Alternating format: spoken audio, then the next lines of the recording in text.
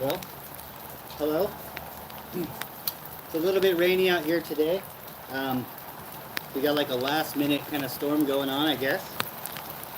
But let's get this 261 fired up here real quick. And we'll see if we can make some cuts before the weather gets too bad. And if anybody out there is interested, we can go in the shop and talk about some saws in there on the bench too as well. So we'll see what we can do out here today. Hopefully we can get a few cuts in. I have a 038 Magnum genuine, and I also have a Neotech 872i, and that's the clone saw version of it. The I is the improved one, so hopefully we'll make a few cuts and we'll take it from there. Let's get this 261. Stihl MS 261. This is the non-Emtronic one. I got non-Emtronic because I kind of wanted to play with it a little bit. I like the Emtronic saws probably a little better overall, so I'm just going to use them. But yeah, let's get her started.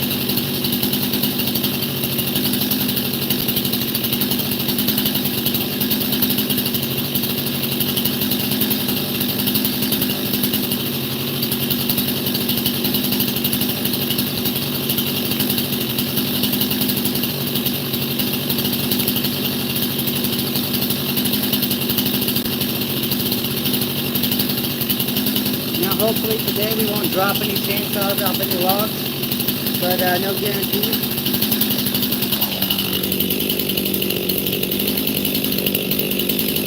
Might just trip over them or kick them.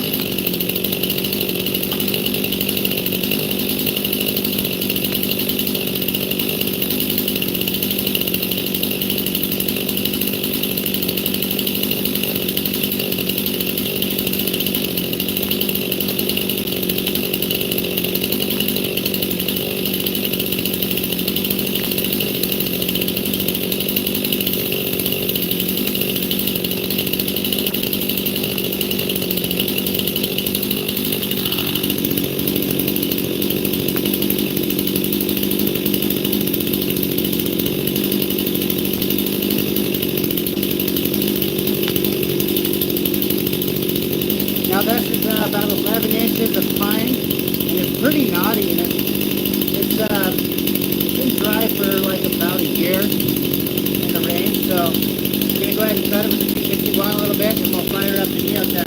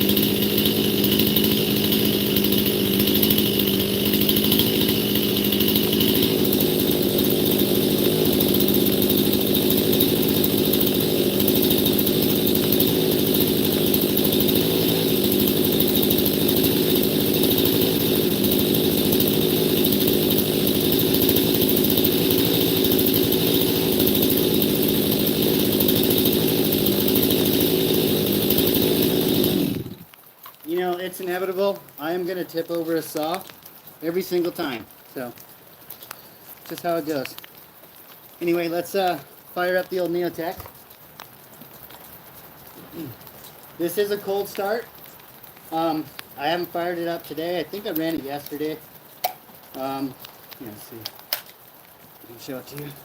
It's pretty much exactly like the 038 Mag. It operates pretty well too. It's not real sticky or anything. And it is the type of filter that has the choke built into it, so I kind of hate these style, but anyway. And I don't know if you guys can see or not, but do you see that fitment? There really is no way to kind of adjust that and make it better, and I kind of looked at a lot of the pictures and stuff I saw, and most of them are like that. So I mean, that's kind of a complaint so far. But yeah, let's fire it up.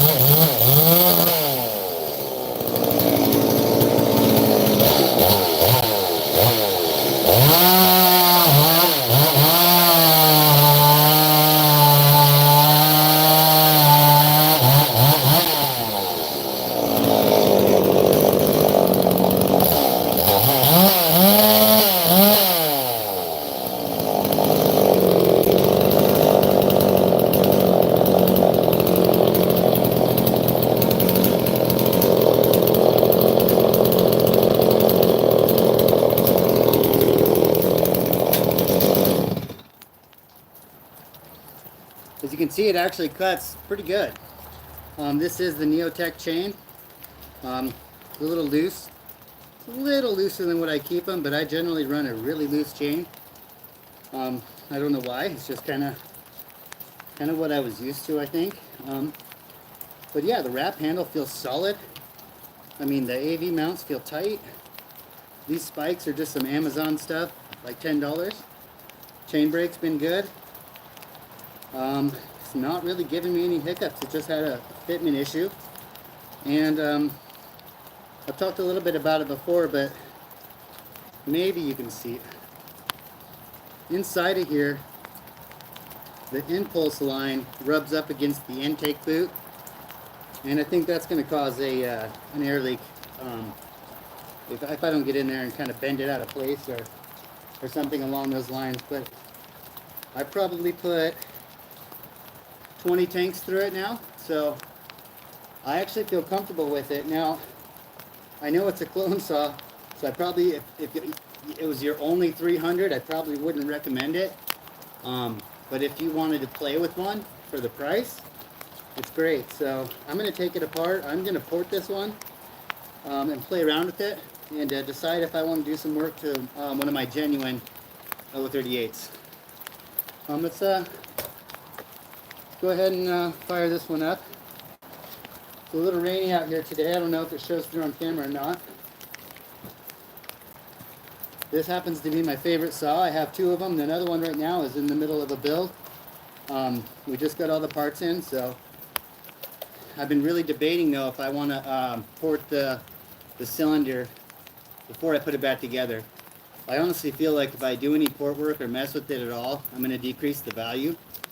And I kind of want it to be a collector saw, so I don't really want to ruin it. I may port one of these Neotech or one of these aftermarket heads maybe instead. I'm just not sure yet. But right now, this is the Forest Service saw. This one's seen many years here in the Pacific Northwest, Cascade Mountains, Oregon coast, Washington, and it's a survivor of multiple saws put together. So, very cool saw. Has a great story. Got it from a great guy. I love this saw. This one is, if I only had to keep a couple, this is high on that list.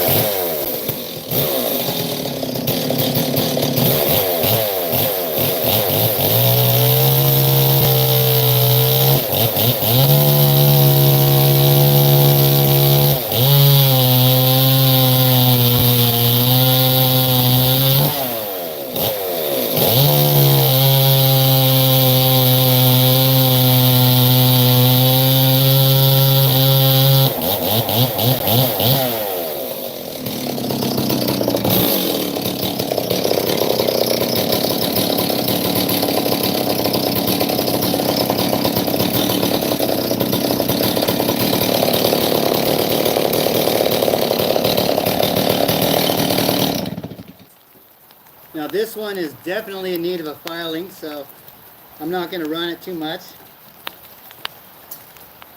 I have cut probably, I don't know, quite a few cords of wood with this one, and I have not put it on the file in a little while. It's a great saw though. It does outperform the Neotech. And both of these chainsaws are both 72cc. Anybody who's shopping for an 038 Magnum especially, like, be careful because a lot of them are listed wrong or have aftermarket tags, and the way to tell is you can measure the head bolts or the piston, but the head bolts you can just measure by pulling the cover here, and if it's 2 inches by 1 7/8, that's a genuine 72cc mag. If it's 1 3/4 by 1 7/8, then that's one of the smaller ones, the Super or the Wood Boss or whatever the other titles are for them. So just kind of be careful of that. Other than that, I don't know if there's a lot of like external visuals to tell the difference. Now, side by side, they're very similar. They feel similar in weight. They're just they're great saws overall. I would, like I said, I would recommend the Neotech very hesitantly. I don't know if I just kind of got lucky here, or if this is kind of how they run. So I'm not really sure. It is getting a little rainy out here. We're going to do a few more saws for sure, and if it doesn't get any worse, I'll be able to keep going. So, like I said, let me know in the comments real quick if anybody likes to go inside and the shop, and we can kind of pull some of them apart and take some of my favorites out and look at them up close. But right now, I'm going to get the C5 convertible out. I put a chain on there. Let me grab it real quick.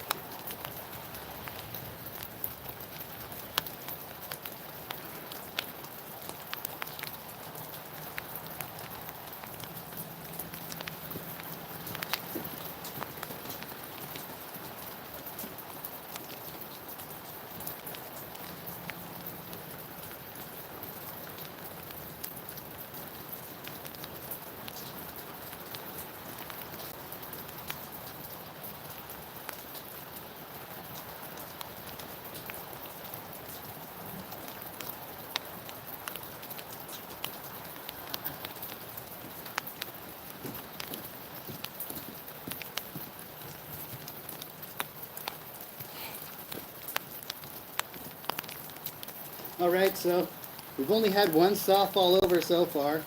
No injuries, and hopefully it stays that way. So we've a little less on the chaotic side, but it's me, so all you gotta do is stick around and eventually something crazy will happen. This is the C51 convertible. I found a 404 chain for it in the shop. It feels like it's actually relatively sharp. We're gonna fire it up. I haven't cut wood with this one, so I would like to go ahead and just give it a couple shots and see. You know, I may have ran with this through the wood. Actually, I don't even remember, to be honest. But I haven't done anything to this one other than rinse the tank. So let's see what happens.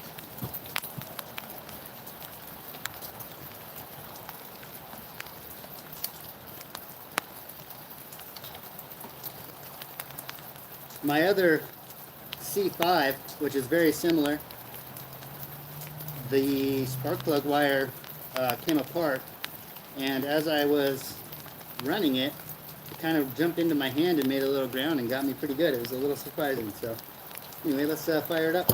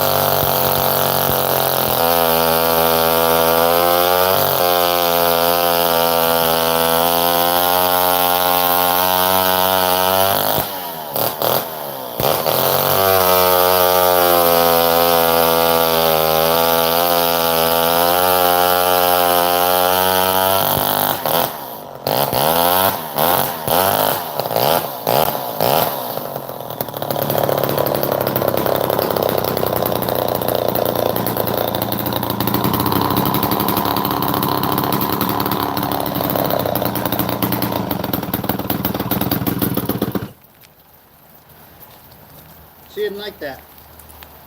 Yeah, so that's the C5 convertible. I'm sure most of you guys already know the convertible means you can actually take it from a direct drive saw, meaning the chain is directly mounted to the clutch on the engine, or you can actually make it a gear drive, which I believe is a gear reduction drive, giving it more torque and slowing the speed a little bit. Here's the C5 and the C51 side by side. I don't know if you guys know if there's much of a difference between the two.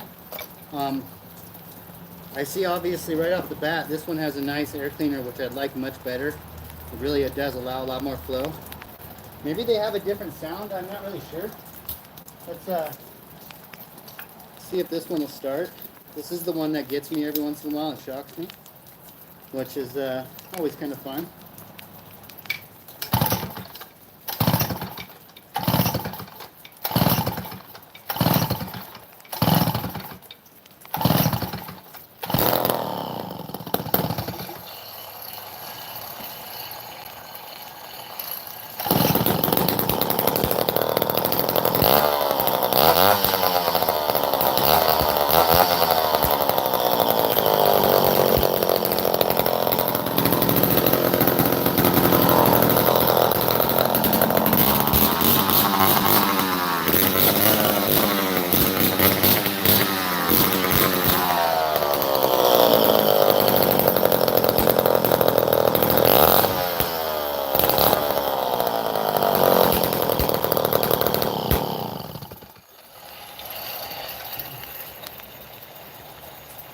351 definitely sounds a little bit rich.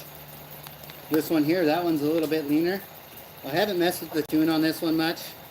Definitely going to get a sharp or file the chain and yeah, probably just give it a quick once over for everything. But I've been really happy with the performance, especially at the price. Can't really beat that. And look at those spikes. Are those something that you would have just bought, I wonder? I have no idea. Are these like custom made?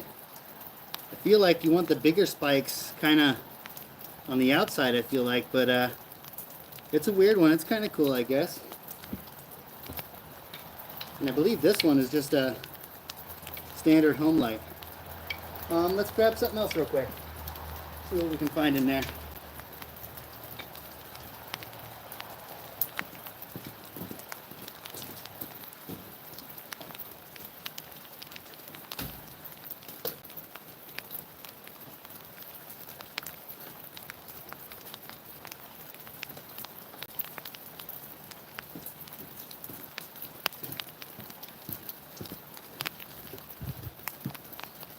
Let's attempt to start the 1010.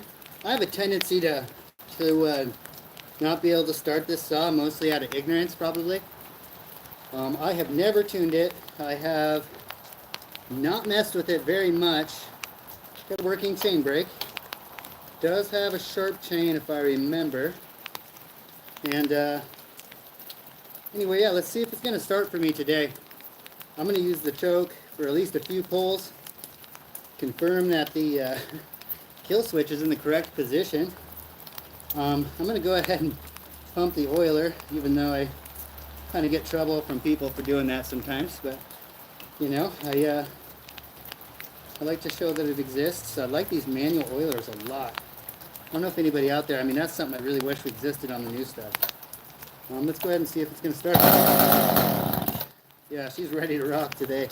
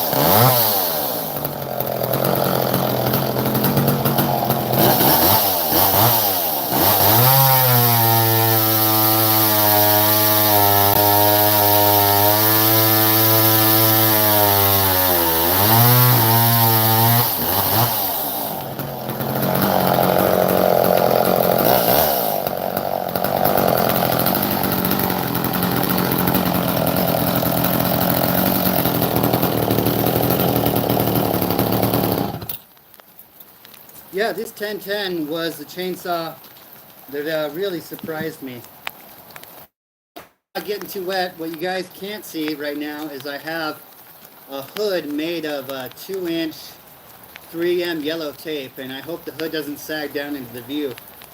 It's about 6 inches wide, covering the whole top of my phone, so I hope it works. I don't mind getting wet. I grew up in the Pacific Northwest, so I really don't think much of rain. I will dry the saws off probably and stuff like that. But I just appreciate everybody for watching, and you know, thanks for coming around. I've gotten quite a few more saws, and we're always mixing it up and matching, and so we're getting some going, and I'm learning a lot too. So I've cut wood for years, but if I'm honest, I'm really pretty green, so I'm really learning as I go. I was a painter for 10 years at a body shop, and literally quit my job to work with chainsaws in one way or another. So I'm always looking for, you know, tree service work and stuff like that. Work for a place part-time right now, and it's really great. Really good people, really exciting. We're doing some really large removals, and it's a really great job. So it's been really fun. Literally, trees kind of and then chainsaws kind of changed my life a little bit. So being out of a body shop, I breathe a little bit better every day, and I'm definitely a lot happier. So anyway, another cool thing about this 1010, this brake, it's all metal. It's actually quite stout.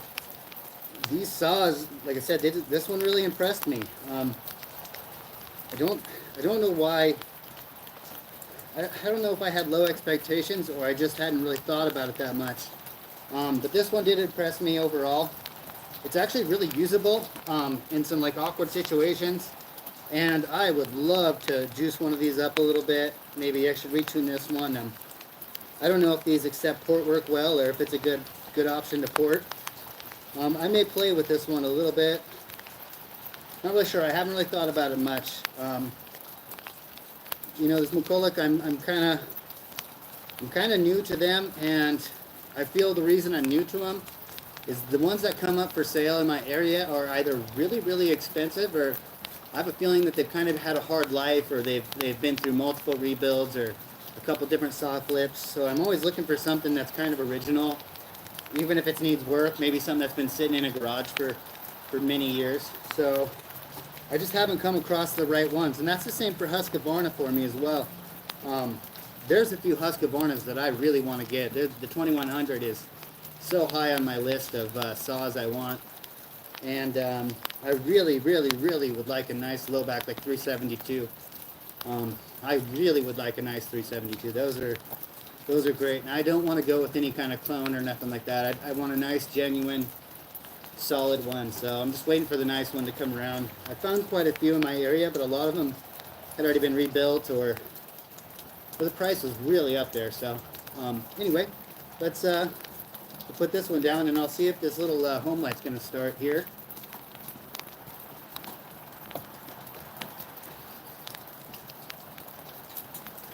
This saw is surprisingly good when it works. It actually has a decompression valve, believe it or not. I believe it's like 43 cc. If you look in here, there's a linkage that comes down here from the throttle lock and goes to a decompression valve right there. Hopefully that's zooming in. I'll give it a couple tries, a couple spots here. Yeah, quite interesting. And it kind of forces you to use it if you're going to use the throttle lock. And I have to assume people unhook this often or not. I don't know if it's really necessary on this saw. But obviously today we're going to use it because it's part of the throttle lock, and we're going to hit the choke. And yeah, this is a temperamental little saw sometimes. I'm really suspect that the coil is going bad. I baked my first coil the other day in the oven, and I actually got some pretty good results with it. It was actually with the modern saw. It was with the Wild Thing. I lost spark with that. That was the ported Wild Thing. I baked the coil. Spark came back, and I don't even know if that's the appropriate application. But I put it in for about 200 degrees for about 25 minutes, and it came back to life and started right up, and actually seemed to have more pep than it did before. And then after that, it just completely took a dump on me. So. Right now the Wild Thing is down, which I'm kind of bummed out because that Wild Thing was starting to get it tuned in. It was starting to break in a little bit, and it was coming to life. So yeah, anyway, let's see if this guy's gonna start.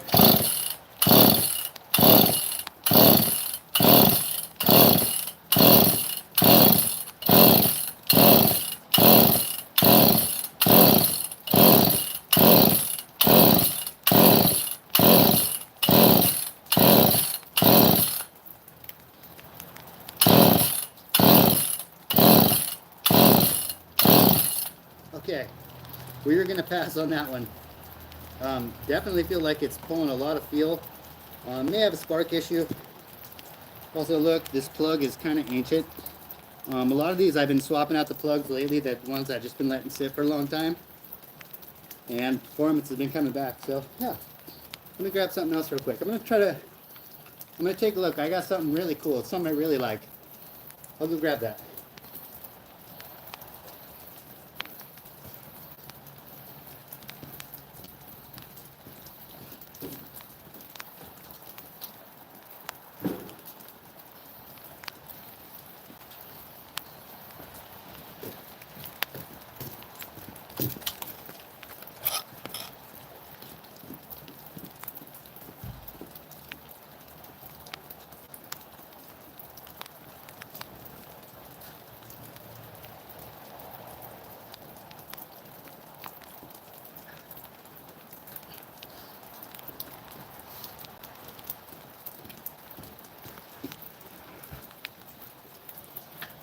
All right, here we go.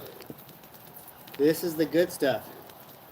Brushless, Walmart, all heart, no heart. It actually has no heart at all. This saw, I hate to say, kind of sucks. And especially because the battery system isn't great. It's not very old. Battery won't charge, and it won't do anything. So it wasn't great when it was working, and it's really not great right now.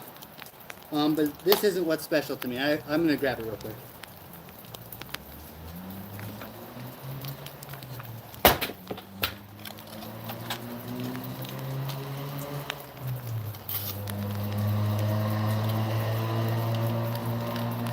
It sounds like somebody else is running a chainsaw back there. The Homelite Super 2 here, attached to a Simmons winch. This thing is really cool. The gear reduction is, I don't know what the number is, but it's quite impressive. I have a feeling it'll pull quite a bit. I have not pulled with it yet. The Super 2 does run, but it ran very rough. I haven't even cleaned the carburetor or anything. It seems like it's a great saw still. I have another Super 2 that's ready to go. I may just put right on top of this one and just run it from there. But you know, just for fun, let's see, maybe it'll start. Yeah, this thing is quite crazy.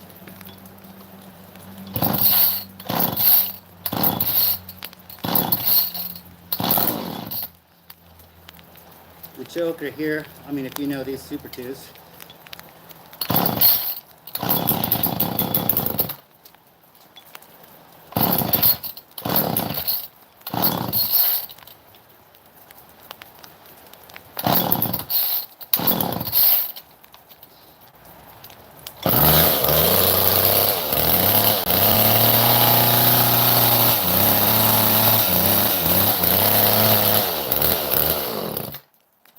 Yeah, I think she just needs a good carb cleaning, and I have a cable for it. I'm going to go ahead and attach the cable, and I'm going to do some tests.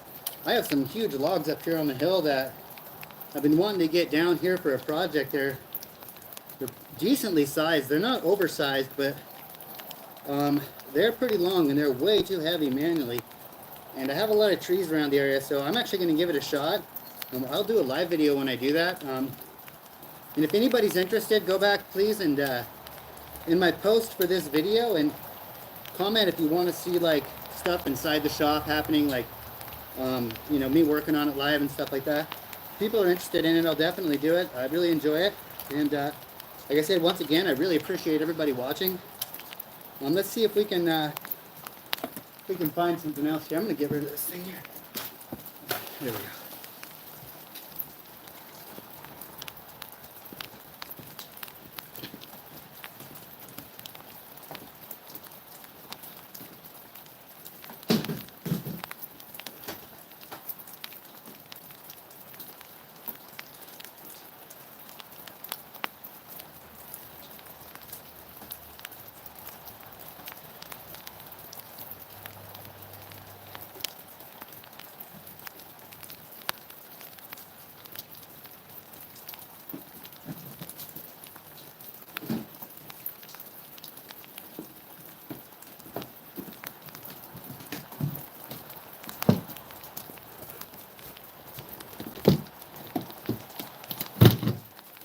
Alright, well, I've talked about this saw a couple times.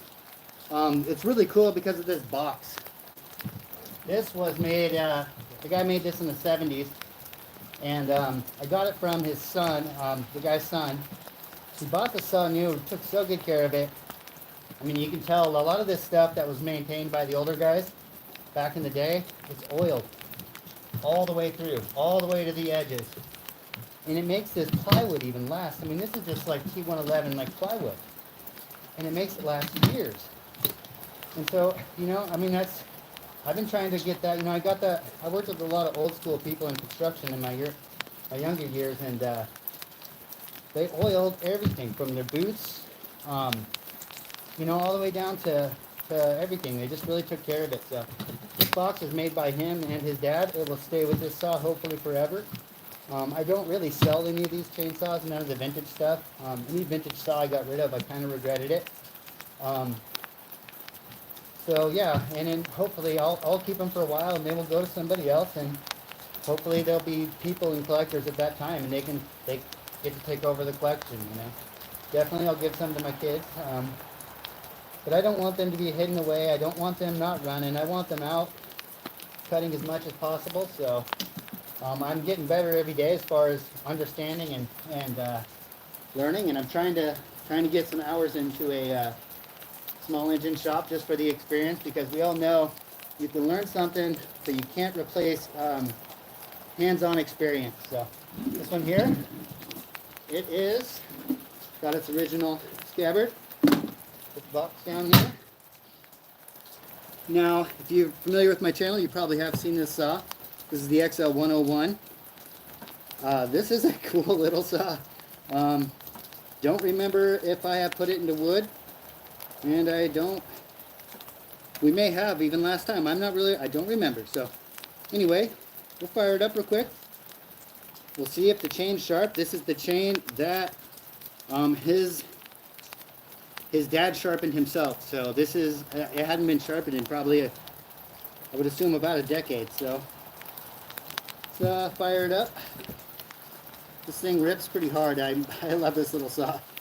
This surprised me more than any saw ever so far. Really, the old Homelites in general.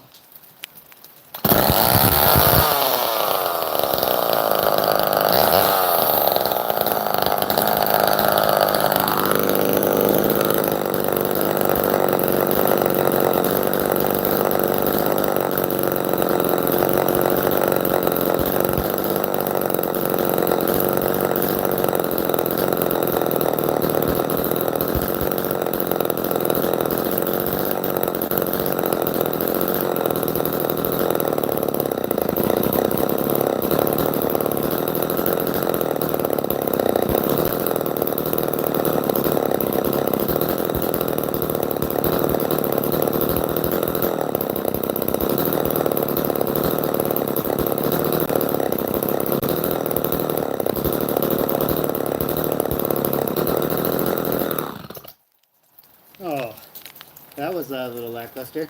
You know, actually, now that I think about it, last time I messed with this saw, I think it was a little bit low on fuel. Definitely needs some more fuel. Let's fuel it up real quick. It's definitely raining pretty good out here right now. I don't know if that shows through or not. It's really not that bad for the Oregon coast. And I don't think a little rain's going to hurt these guys. I would rather see them off the shelf and out here with everybody being used a little bit. I know this is just cutting logs, but I actually do take these out in the forest and use as much as I can. I don't take them to work, but I definitely take them on the side jobs and when I'm clearing lots and stuff like that. So let me put the cap on there. I'm going to get some fuel real quick, and we're going to fire that one up again and give it a cut or two.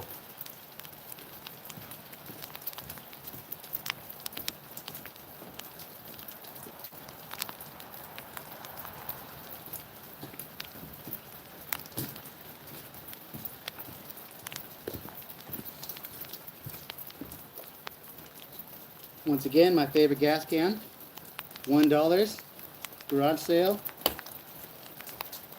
no safety vents. I feel like this is kind of suitable for the old 70s saws, and if you leave it in the sun it might explode. but if I'm honest, I feel like it's more safe than some of the others. So I purchased a Homelite. I think it was a Super 2, and along with it, I offered the lady, like, I think I just offered to pay full price or whatever it was, and she asked if I wanted to pay more for the gas cans, and they were these horrible, you know, those safety cans. I don't know what state you guys live in, if you have that same thing, because I don't ever leave the woods here. I'm pretty much right on the edge of the ocean and where the forest meets the trees. But do you guys have those stupid safety cans that you have to have the vents? And anyway, or do you like them? I mean, maybe I just had some really crappy ones. But yeah, $1. I pick them up all the time.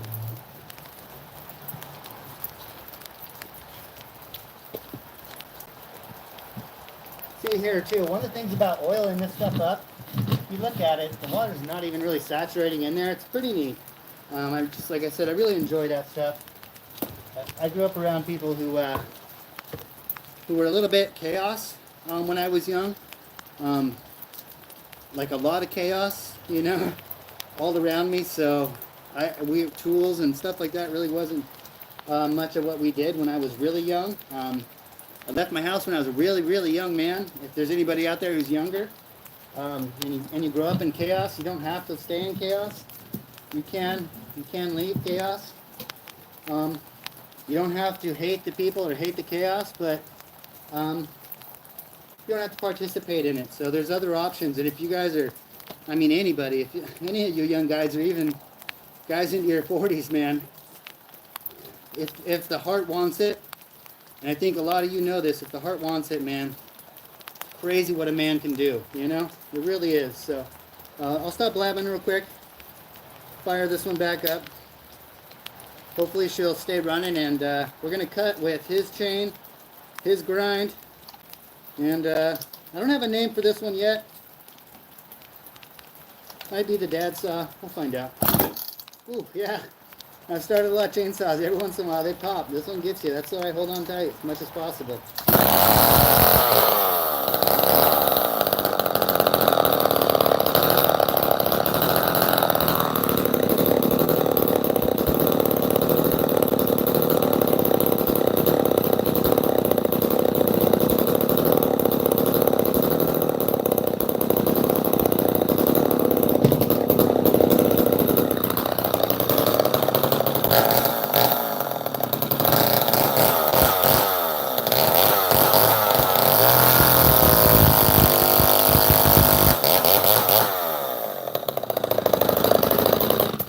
That will show you where that chain is at.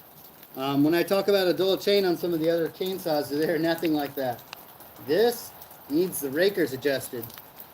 The teeth feel relatively sharp, but the rakers are 100% too tall.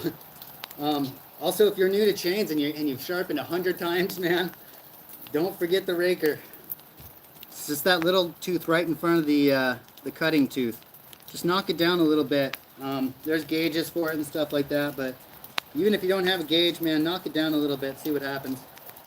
Be conservative if you like. The more you knock it down, the more the chain bites, and I know most of you guys know that much more than me. Most of the guys, honestly, on here that have been leaving comments and stuff have actually been very experienced. So if any of you guys are watching too, I appreciate it. And some of the other guys too that are starting their channels pretty young, they're pretty good. But I'm going to fire it back up real quick. We'll give it a couple more revs, and then I'm going to grab something else.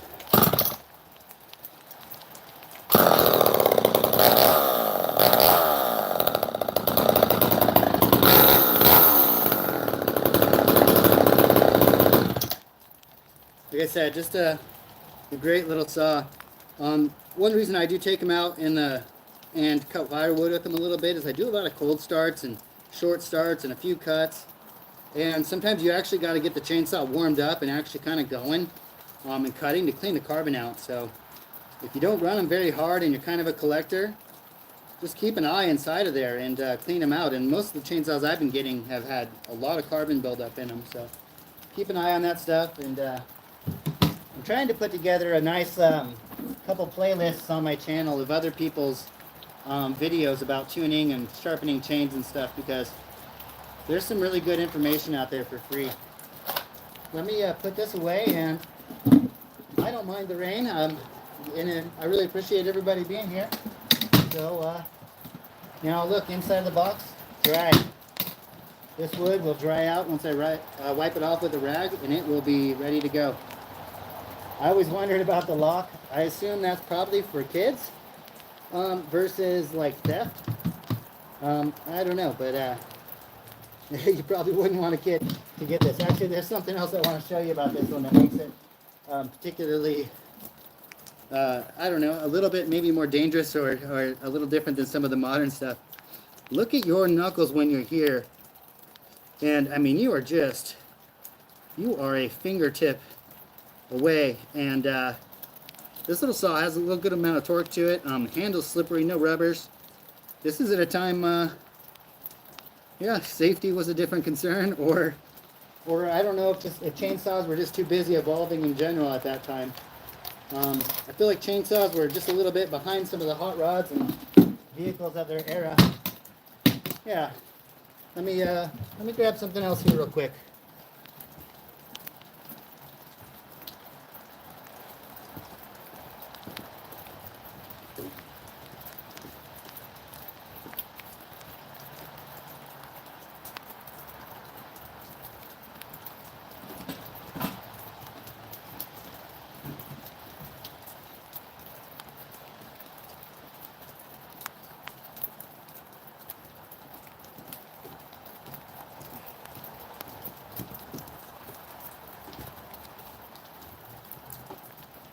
All right, the Stihl saw.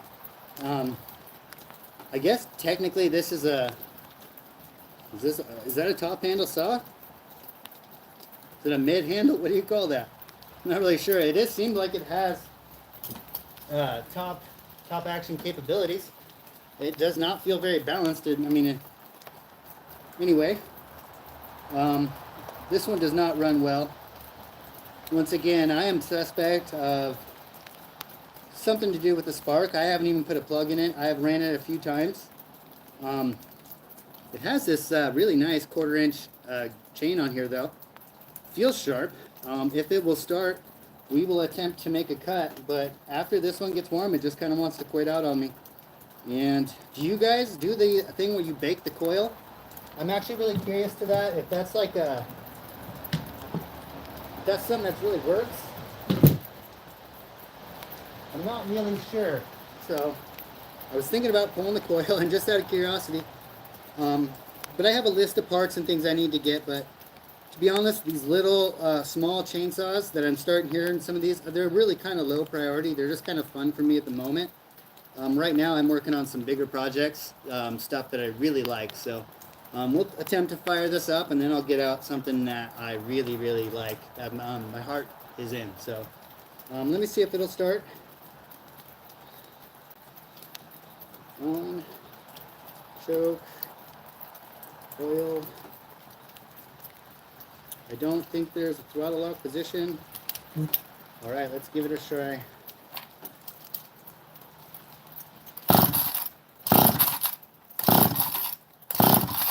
And I will check for fuel just real quick.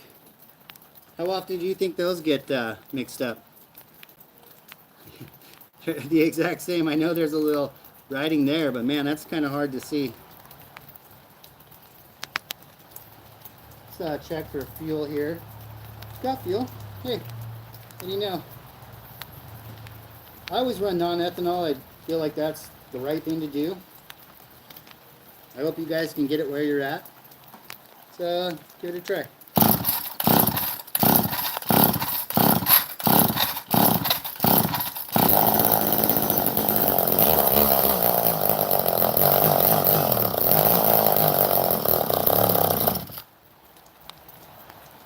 That's what she does.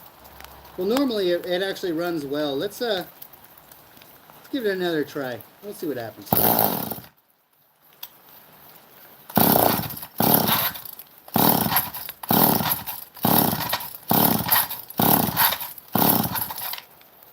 Yeah, that's the Stihl saw.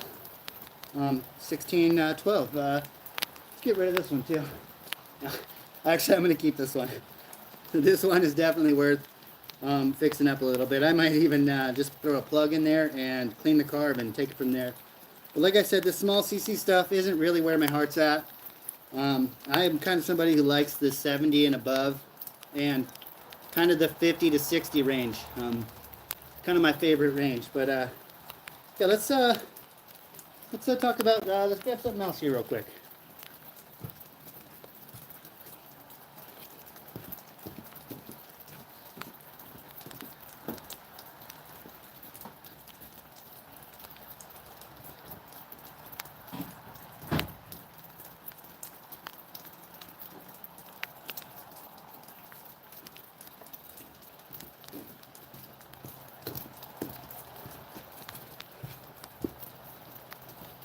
Okay, the Poulan Counter Vibe.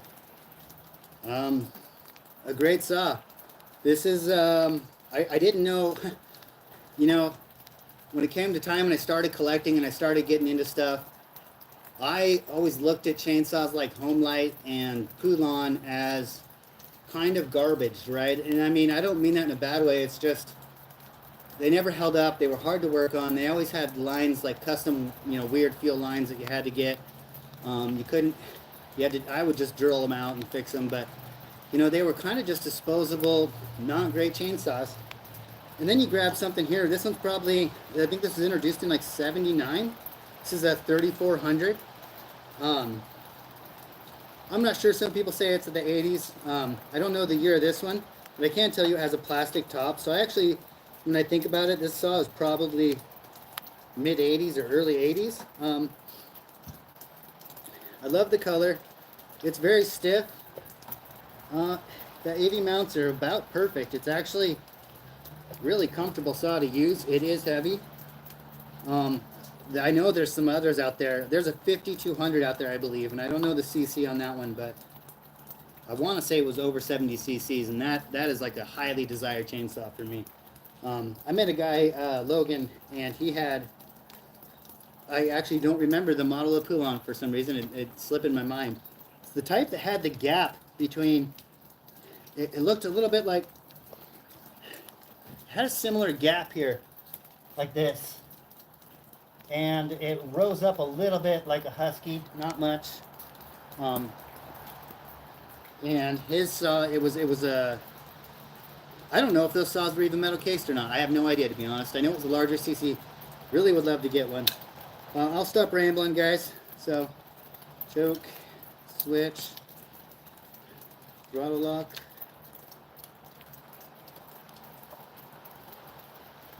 Now, the chain on this one, I guess I'm not going to stop rambling. I believe the chain was either sharpened by him and I knocked the rakers down a little bit. Don't remember. I don't use this one all too often. One time I did make a video though, like quite a while back, and I made a cut with it, and the rakers were so bad it just barely cut, and I posted it anyway.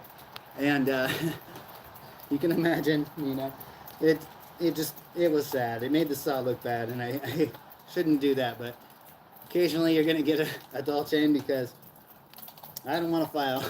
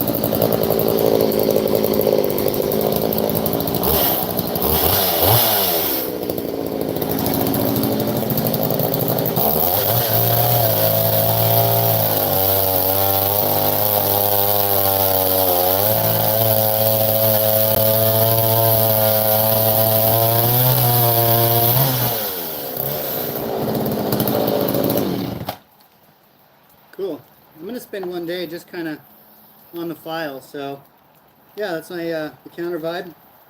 Highly recommend it. I would make a couple cuts. I'm a little suspect. I'm low on oil.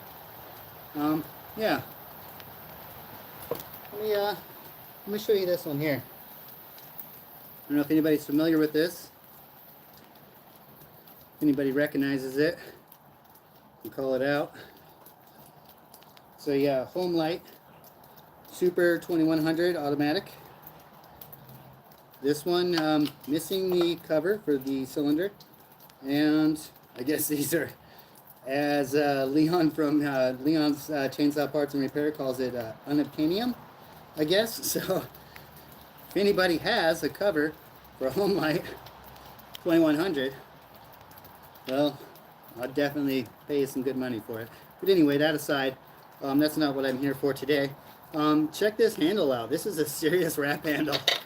You know, it's pretty cool, and it's kind of based off. I don't know if this is necessarily like a C series or what you would call it, but it's very similar to a C series as far as the body. I'm assuming a lot of parts are probably interchangeable. Maybe, I don't know, but it feels like a beast. Let me grab something else here real quick. A couple things actually.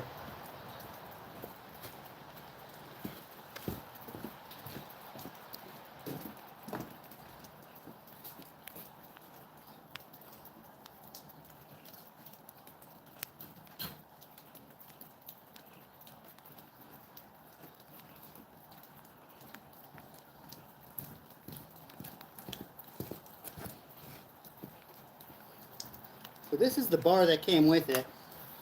It's a 48-inch roller nose. It's in actually really good condition. Cleaned it up a little bit here on the edge. And so I was headed down to the Redwoods, and if you're on the channel, you may have heard this, I'm not sure. But anyway, I was headed down to the Redwoods and stopped in a town kind of near Coos Bay, Oregon, just right on the beach. Kind of an industrial town, a lot of logging in that area, probably a great chainsaw area. And anyway, I found a guy who was not very responsive on Marketplace with this saw for sale. And the price was $830,000 was the list price for this. If you were on the Oregon coast or anywhere in the Western Oregon, you probably saw this saw and you probably mentioned this guy. Yeah. So anyway. I get there, I don't know if we negotiated much in price, I don't remember. But I think there was something in the lines if you wanted like $250 or $300 or something along those lines. And real similar story to the 750. It's supposed to run, has a issue with the decompression. And so here's the linkage for the decompression valve. If you kind of look inside, you can see this linkage here was like wired up to the choke, like it was like baling wired to it, and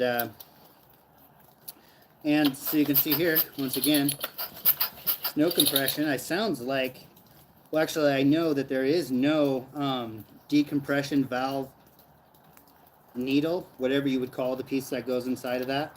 It's not in there right now, so you know, I would have to get as lucky as could be. I don't know if there's other decompression valves that will fit inside of here. I'm more than likely, though, I would say more than likely it probably needs a set of rings. I'm going to need to pull the exhaust off, take a look at it. Don't remember if we did. This one's kind of sat around for a little while, but this one I really want to get going. I've been debating on this as a project, as restoration. I've restored quite a few cars professionally. I've never done chainsaws. There's a guy on there, the Hooligan. He does some beautiful restorations, and so I feel like if I'm going to do a restoration, I have to be able to try to match his quality or close to it. So I haven't done one yet. And you know, and Leon does some pretty good ones too. I know Leon, I think he uses like a single stage paint on some of his restorations. I don't know. I wish Leon would. I would love to talk to that guy. I really would. I'm not great. I don't like to do a lot of like texting and stuff like that. I do emails sometimes here and there. If you want to reach out to me, you can always reach out to me at seymoursaws@gmail. It's just my name there on YouTube. But anyway, I'd like to reach out and talk with Leon from Leon's Chainsaw Parts and Repair, and wonder if he could kind of guide me a little bit on which way to go. But at the same time, I'm going to take it apart. I'm going to do a parts list before I contact him, because I don't really want to waste any of his time. I know that that guy is probably very busy, and I just don't want to waste anybody's time. So I'm going to do as much as I can, get to as far as I can, talk to a local shop that I know, and if I can't get anything figured out from there, I'm going to go ahead and email Leon and try and see what he can come up with. So I hope I'm not boring you guys crazy here with all the rambling. It's just this saw was really cool. Had a great story. When I met the guy that actually brought this saw, he was you could say he's like a character, I guess. He came with this roller nose bar on the side of his motorcycle, sticking out like so, zipping through traffic, just looking gnarly as could be. Gnarly bike, gnarly dude. Super cool guy. Kind of people I like, kind of people I grew up with. So, you know, I like him. He was fun. He's a great guy. Anyway, so he says he got this here tied on top of the motorcycle, on top of his bar. And he tells me, oh, I've got more chainsaws in a storage unit. And so I'm thinking, okay, you know, like a storage unit, you know, you go in like a fenced gate, there's security cameras, and there's like lights and stuff like that. And so he goes, follow me. So we drive, I forget how many miles away from where we started in town. And now we're headed up like a little back road, headed up like a little river road. I don't know, these towns here on the Oregon coast, there used to be a lot of towns up the river roads that were all based on logging in some way or another. And when all the trees were logged, the towns kind of disappeared behind it. And so there's a lot of these kind of abandoned areas that have great stories. These areas are so amazing. Some of them, they have a lot of stories and a lot of a history. But we're headed up one of those river roads. Don't remember the name of the river. And we pull up to what looks like basically 4 or 5, what are the name of those big containers, like the storage containers that you would like ship, cargo containers? And there was like 3 or 4, maybe 5 of them all like shimmied together with some kind of like makeshift roof on it. It was actually kind of a cool little storage spot. And anyway, we go inside and he goes, oh, come in here, you know, and it's just me and my lady out here, you know, we're in my Jeep, and he goes, oh, come in here and follow me. So I follow him in the back. We don't have any light, you know, we're trying to do this with cell phones and a lighter, you know, it's chaos, and you know, it's me, it's exactly me. And anyway, so we're going back there, we're digging through chainsaws, and he pulls out, I'm looking around, and I see all kinds of stuff. I see McCulloch, I see Homelites, I see some stuff that's really common, some 330s. He tells me there's a 450 or a 550 back there, a Homelite 550.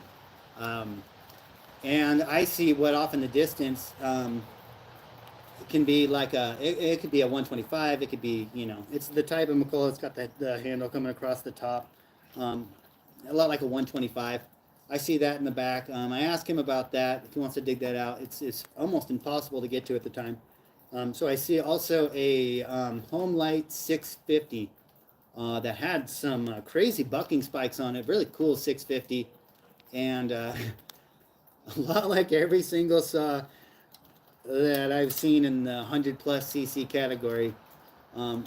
They're way better than they usually are. And I'm not saying anything bad. It's just what it was, you know. But I always look at it before I buy it. And anyway, I got them at such a great price that it's not even funny. Let me show you the spikes I got that came off of that 650 real quick.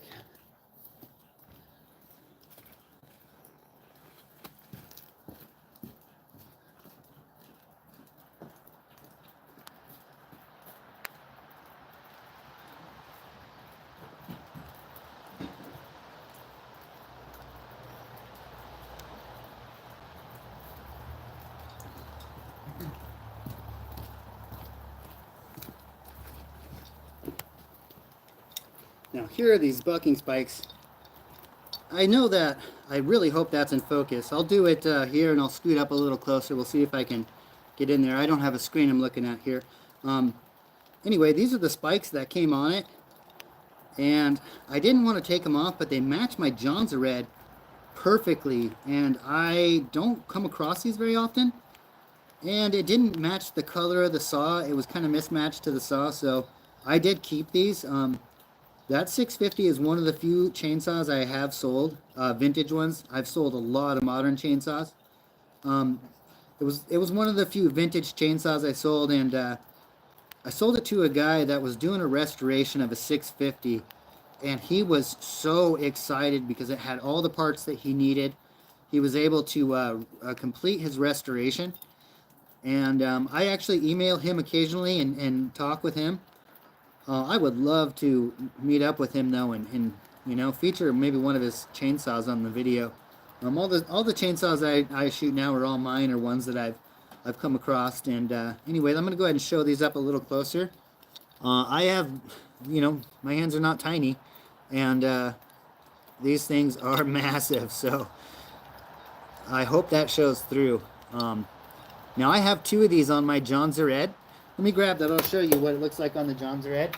You can't tell me that's not a wicked looking spike on something. So let me grab the Jonsered real quick. I'll show you. Somebody made a custom bracket on that one. It was actually kind of cool what they did. So yeah, I'll be right back.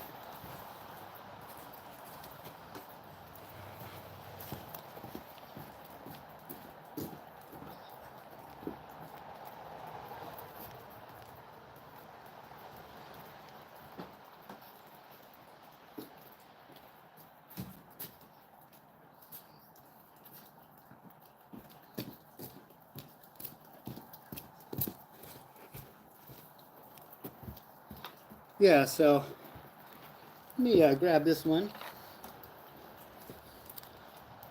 I always wondered if this was a right and a left, or, well, I also noticed that there's a little bit of a difference too here on what this is. It's interesting. But this one looks custom. There's like a little T-bracket right here. Really cool. Mounted really well.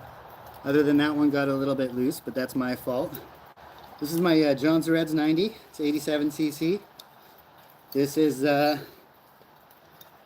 honestly one of the gnarliest, baddest chainsaws I've ever used. I don't really use it that say baddest that often, but I think it was kind of appropriate. I don't know, it's a muscle saw, it's mean, it's gnarly, it's heavy, man. You gotta handle this one. It also cuts really, really well.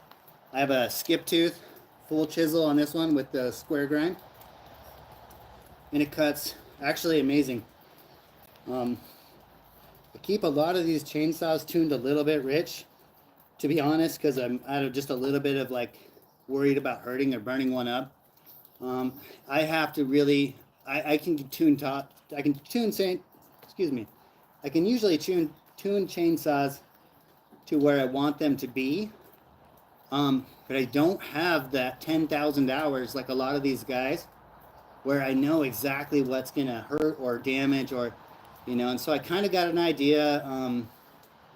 I'll run it rich on the safe side, but saws like my 038 and stuff, that one's great. I do seems like some of the ones that have like some of the smaller ones have a little bit of carb issues I got to clean out. But yeah, like I just keep them a little rich. I do lean them out sometimes. Never burnt a saw up yet. Hopefully that won't happen. And I'm just real careful, but I'm really just trying to be careful. It's been really nice working for a tree service lately, and I really want to get a shop at anybody in the Pacific Northwest. If you guys have a shop and you're looking for a very dedicated technician or somebody who likes to learn, I'd work for you for a couple days, and you tell me if it's worth it and what you'd pay me. But yeah, and I mean, I wouldn't mind driving a little bit. I'm just happy to not be in the paint shop. So yeah, I do the part-time tree service stuff, and I really would like to work on small engines. Should I start this up? I mean, I don't know if anybody wants to see it. I've started this one up a couple times. Let me see here. Yeah, let me show you real quick. So we're going to do this ass backwards, just because here.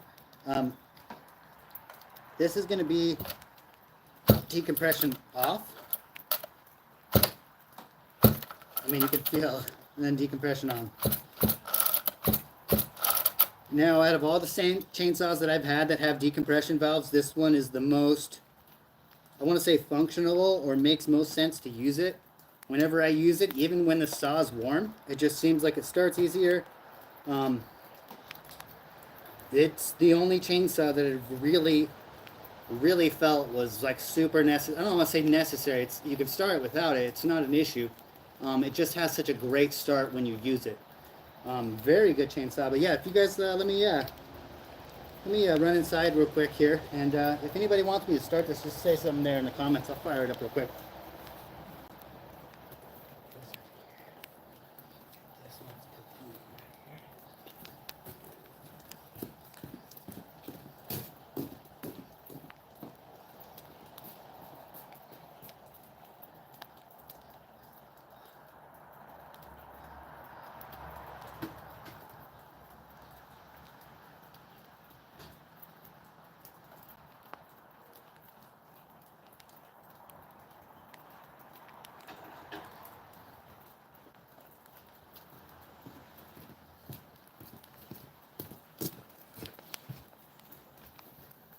All right, yeah, we'll fire this off. I know I got a little distracted there. We were initially, when I got talking about the spikes, we were talking about this this kind of adventure that we went on to that crazy storage unit, and anyway, I got a Homelite 650. I got the S2100, and like I said, just a ridiculously great value. Couldn't even negotiate, and it came with the 4-foot bar. Which I don't know if has any value or not. And I'm going to go back and talk to the guy again. And I messaged him recently, and we kind of have one of those like 3-week delay in messaging. So yeah, I'm going to message him again. We're going to go down and say hi. And I am going to ask people if it's okay if I film some of these experiences, because I meet some great people on these chainsaw adventures. And I don't pay a lot for them, and I usually fund it by getting a lot of these, like, kind of these Poulans and some of the Craftsmans and the smaller Stihls and Husqvarnas. I fix them up and trade them for running or non-running vintage, or I just try to sell them at, like, reasonable prices. As long as it's a decent chainsaw, I do not like to sell. I'll sell a not great chainsaw from beginning as long as it runs well and everything works properly. But I don't ever want to give somebody something that's garbage, unless it's a part saw, and I try to even stay away from that. I just want people to have good saws. It's not about making money, honestly. It's about just kind of finding a way to keep the vintage stuff alive. So, okay, anyway, we're going to start this Jonsered, but I have a bad habit of kind of rambling on there a little bit. This one's, the switch is backwards. Somebody's actually carved in of. So that's nice. Missing one F. I'm sure there was probably a lot of Fs around at that time. He ran out of Fs to give, I guess. Here it just says of. But anyway, I've got some Fs for this saw. I love this saw. We are going to fire it up. That's the on position there. The choke. The gas tank, which is stouter than anything I've ever seen on any kind of vehicle. And let's fire it up real quick. It's raining pretty good here, guys. I don't know if it shows through, but yeah.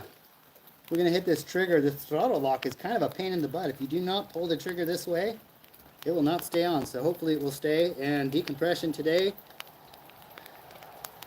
And let's fire this thing up. This thing is, oh great. Oh, there goes my throttle thing. The throttle lock. Yeah, this saw is great.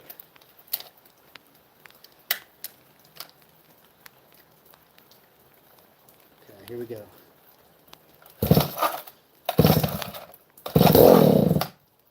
Oh yeah, and every once in a while too. So this handle doesn't really have much of a stopper. You can see there's not like the bottom inch. Probably should put something on the bottom of the rope here, because if you're not careful and you don't really hold on to it, it will pull your knuckles down into this. And my knuckles are always scarred. I mean, my hands are beat up from tree work always, but my knuckles are really taking a beating from some of these. So yeah, let's fire it up.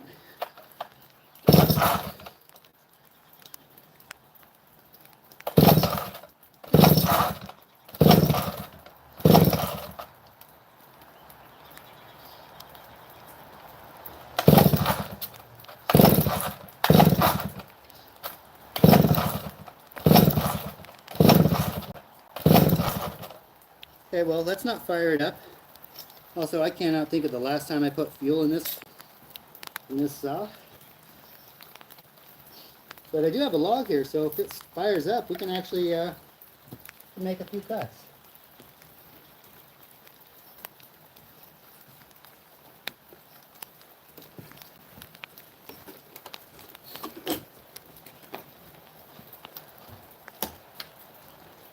And if I'm perfectly honest, I probably flooded it. And I'm just that guy, you know. I definitely don't like to pretend I know way more than I do, because those who do this every day can see right through that kind of stuff. So I'm one of those people, to be honest. I listen to everybody and I treat everybody the same always, unless you disrespect me. But I always know that you can learn so much from everybody, and 95% of what they say can be completely wrong. It doesn't mean they're not going to have that one little gem of gold, you know? And so I listen to everybody. I treat everybody with respect, and I always will. I got that from my dad, who passed away when I was really young, but that's one thing I remember. And I like to listen, especially to the guys who've done it forever. And I know some people fake it, and some people have this, but you know, if you have good intuition, you can kind of tell. And I know nowadays with AI and all the things in the way everything is, intuition is valued probably higher than it has been in 50 years or 100 years, you know? Think about those times back in the day when somebody would come to your town and you couldn't Google them, you couldn't research them, and there was no information, no pictures, you know? I mean, if you think about it, like 150 years ago, they communicated the same way as Alexander the Great. That's a dude on a horse, you know, maybe 200 years ago, you know, somewhere around there. But before, like, the transatlantic line and stuff like that, I mean, it took forever. So intuition was, like, highly valued.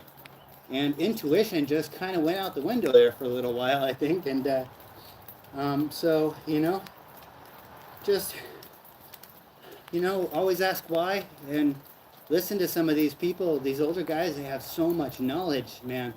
If you can just shut your mouth for a second and just listen to it. I can't shut my mouth, obviously. But if you can and listen to some of these guys, the knowledge is so good. And if you are somebody who comes in there and know-it-all and starts to work with tree guys or construction or work in a shop, like an automotive shop, they're not going to teach you anything. They're just not going to give you the time of day. So stop, listen, even if you know what it is, listen for a minute. So I've actually learned a lot from the people in the comments. And I don't really have any haters or anybody rude. It's always been really, the saw community's been really great. So let me get back to this flooded chainsaw. Do the throttle lock with some air in there. And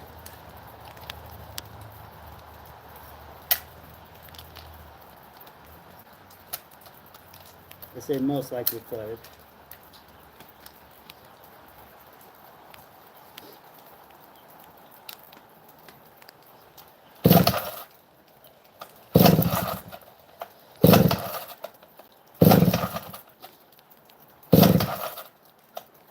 All right, we're gonna have to revisit the Jonsered.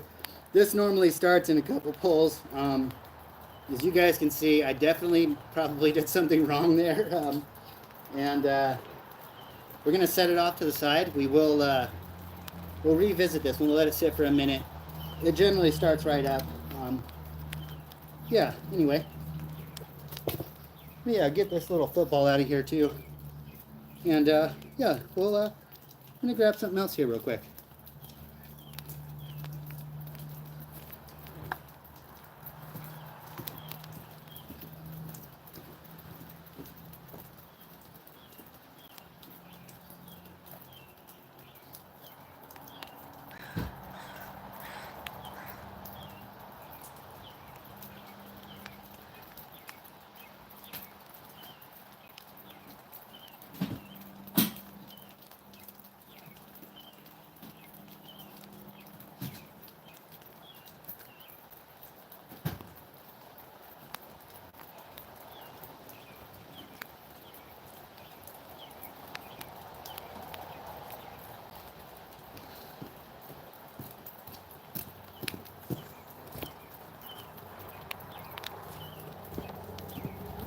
So I don't know how you guys feel about these Homelite 150s.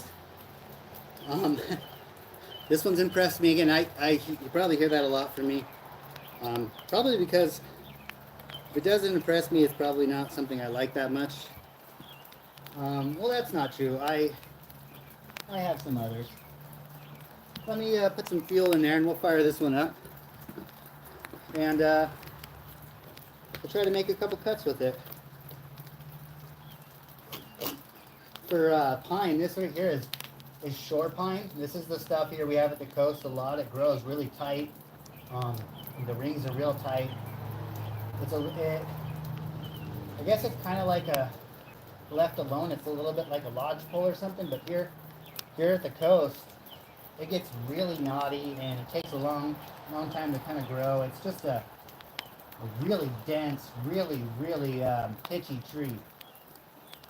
So much pitch. Like a lot of people around here, they don't even like to burn it in their fireplace.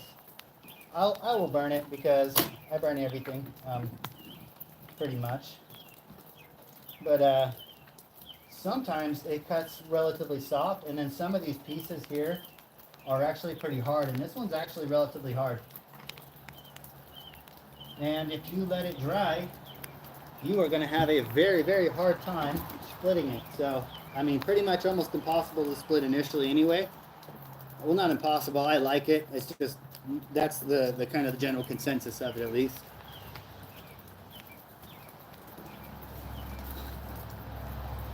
Yeah, but let's check out the Homelite 150. Someone in the comments recently told me that this is the same as the Super Easy Automatic as far as like the motor. And I'm kind of wondering if you can just swap them out. I don't remember the work that I had done to this, but I do remember I just pulled the motor out of the case, and I think we cleaned the carburetor. Did not put any parts in it, just cleaned it, and it ran pretty good. So let's see if I can flood this one and have another not so successful start. So I'm going to use the choke, and I am also going to put it on the run position. This one is kind of a little bit weird the way it looks. It kind of gives you it's not a great switch, if I'm honest. It's solid and stout, but it's really easy to hit. It's kind of awkward. It's kind of in there. It's not bad. I know that people say that this is the ugliest chainsaw. I have said it in the past, but it kind of reminds me of like an old Subaru Brat, where it's so ugly it kind of like flipped the scale and kind of came back around to being cool. Why does it look like a 1950s modern, I don't know, Jetsons chainsaw? I have no idea. I believe, I could be wrong, but I mean I think it's like the mid 80s. I don't even think it's very old. Like I don't think it's that old. It looks like the oldest chainsaw ever. I mean, I don't know why. It looks like an old 50s car. It's super cool for that. Looks great on a shelf. The sticker's in pretty good condition. Some of these are out there. I'm going to try to use this all day for a firewood saw. I'm going to do a video. I'm going to run it for like 8 hours. Or I'm going to try to get, you know, at least like 4 or 5 hours of runtime through the saw in a full day. And I'm going to use it for limbing. I'm going to use it, I'm going to cord up some large stuff up to like 20 inches. We'll make some cuts up to 20 inches if we can. And we'll see if it holds up. It actually rips pretty good. I'll spend a little time on the file before I bring it up there. I think the chain is pretty decent right now. So, yeah, let me just start it up. Kind of a cool little, really smoothly operating throttle lock there. What do you guys think? Is anybody like these Homelite style fuel caps? I'm not really sure. Got mixed feelings on them. Anyway, let me fire it up.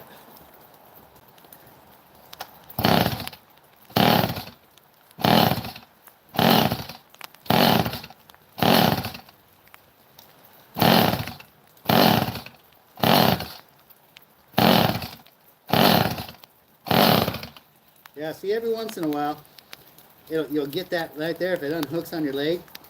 I don't know how many people do this leg hook start. Probably a little awkward. I guess everybody has their own way. I know Buck and Billy Ray says there's no right way to start a chainsaw. unless you use the brake, if it has one, and that's it. I drop start saws when they're warm. I hook them with my leg when they are cold, and I never start them with my foot.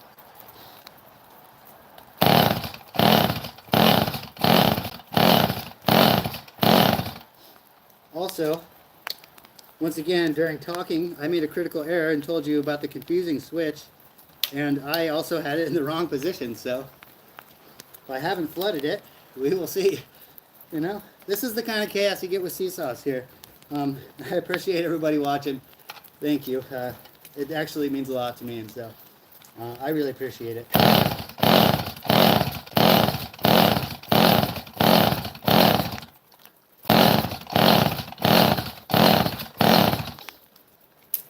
Well, another failed attempt here.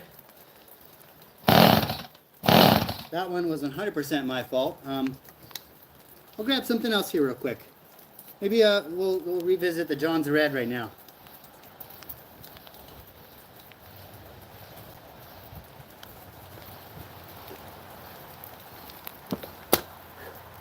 I sure love this rain. It actually doesn't bug me that much.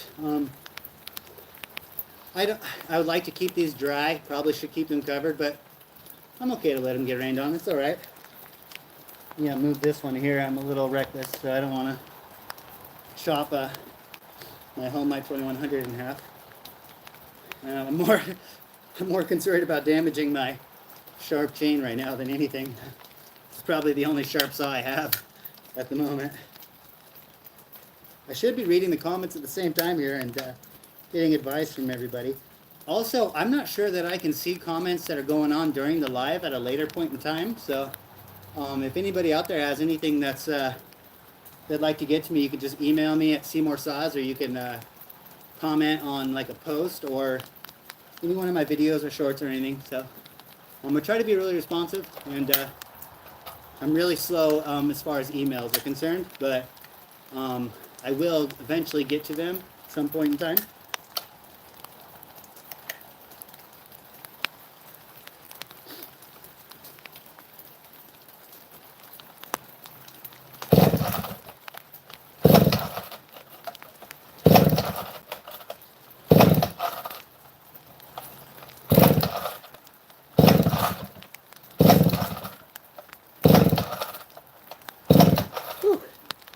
Bit of a workout. I'm surprised this one didn't start. I definitely made some errors. That's just me. It's who I am.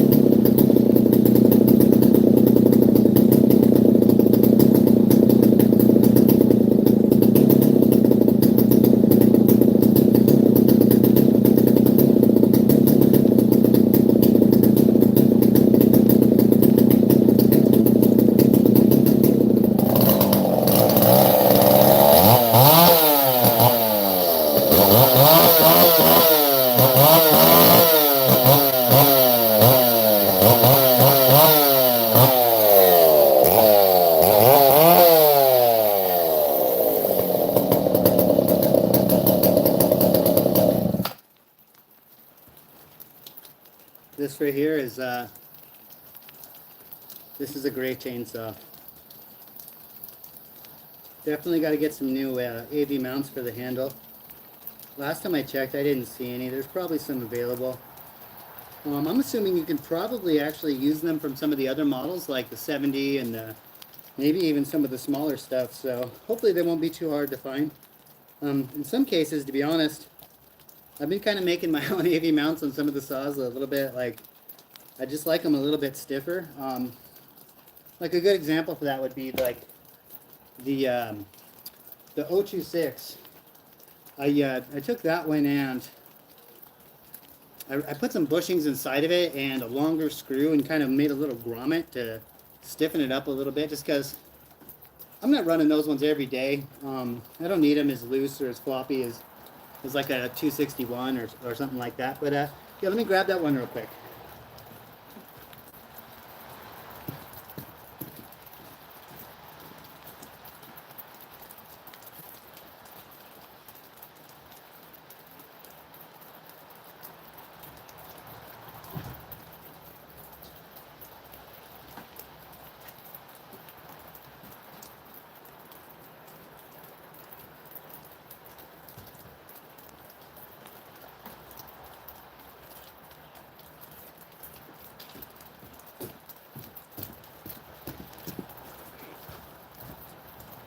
All right, this is an 026.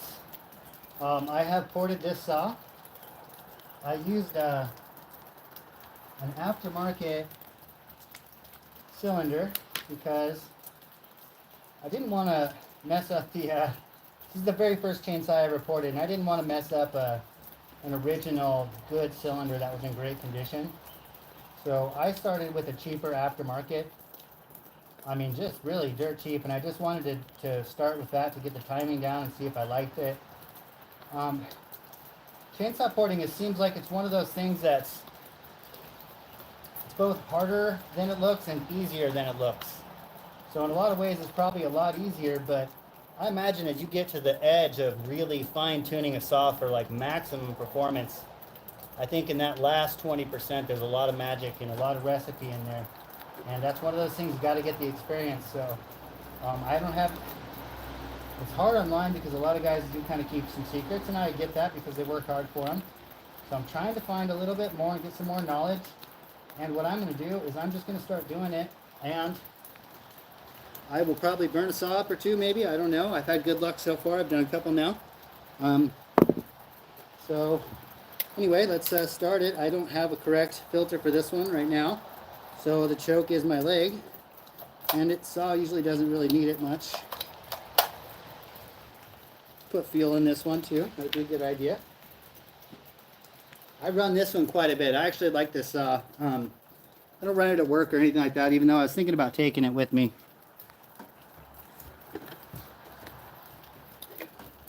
Yeah, I thought about actually just taking it and running it for the day and see how it holds up. I had learned a lot on this. I was thinking about doing some kind of a video about some of the things I wish I would have done and stuff, and maybe kind of a porting video for beginners from a beginner. Yeah, I think that would be kind of interesting. So let me put this back here.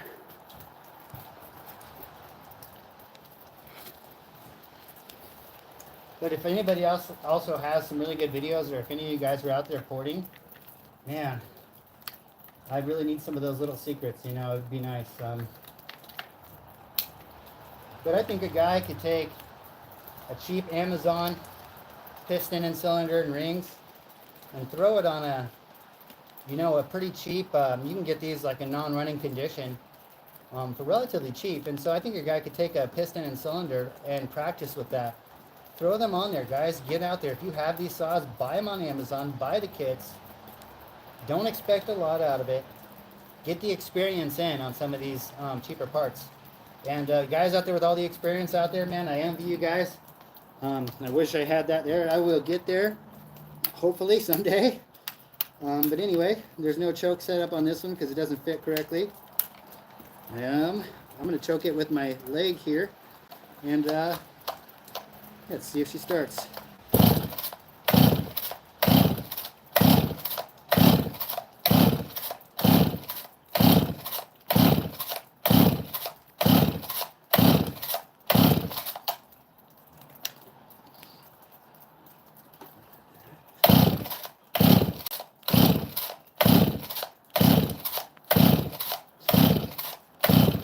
as you can see, I do really fine work.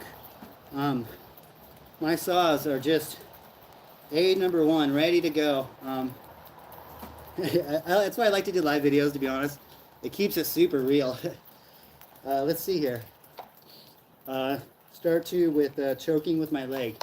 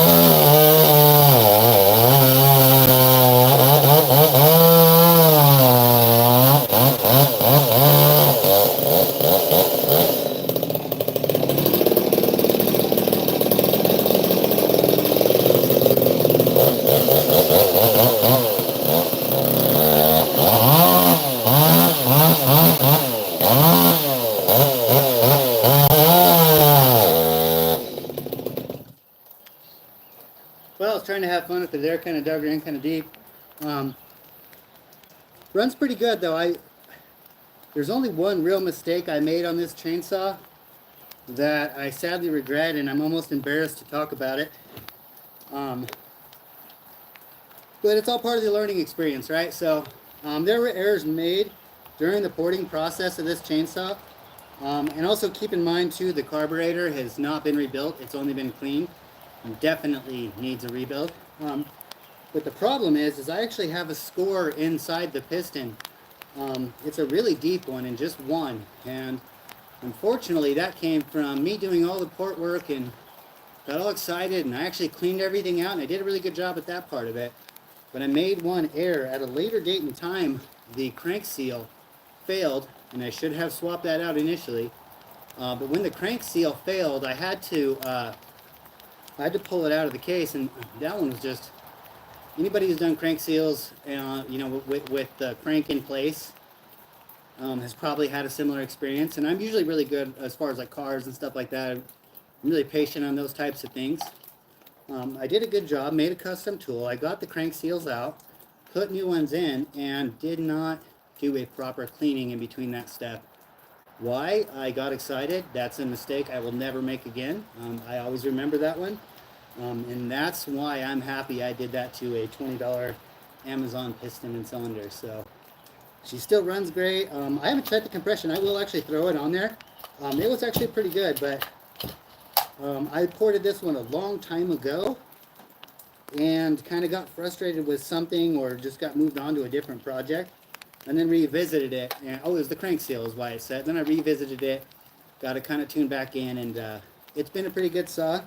I think I'll do a video though. I'll open up the piston and I'll show you what it is, and I'm going to watch a couple guys out there. There's, was it J&S, J&D?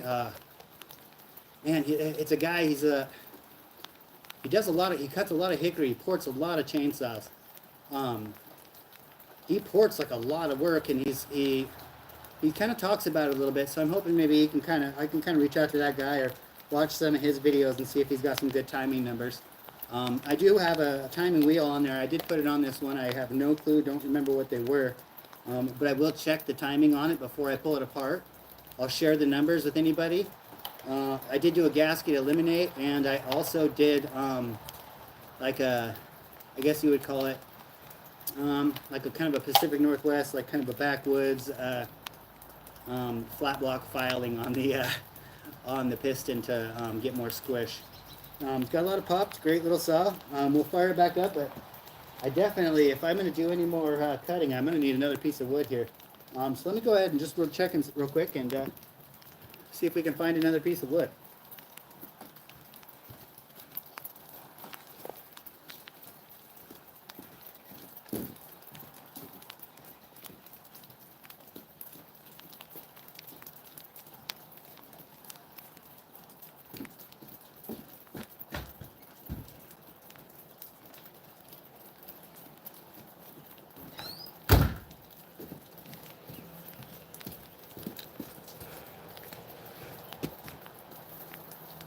So I've got tons of wood up on the hill here.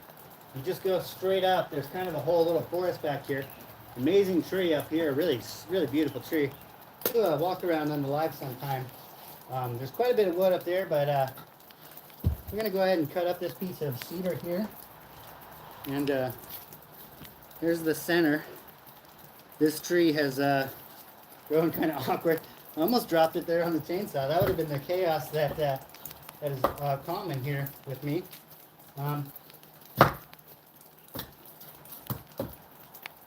Yeah, let's fire the 026 back up. Make a cut or two.